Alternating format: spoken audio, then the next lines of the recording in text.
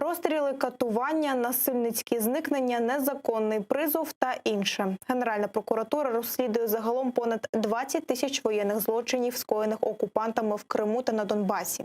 Про це в інтерв'ю виданню «Дзеркало тижня» розповів заступник генпрокурора Гюндус Мамедов.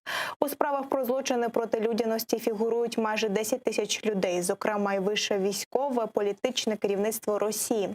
Кримінальні провадження розслідують і проти найманців-окупантів з 31 країни. Загалом це 250 бойовиків, які брали участь у війні проти України.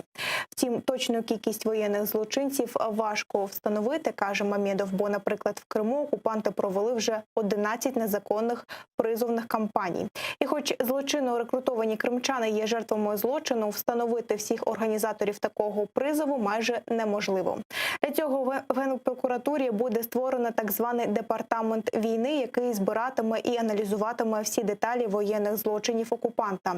А це дозволить підсумку притягнути Росію до відповідальності, впевнений Гюндус Мамедов.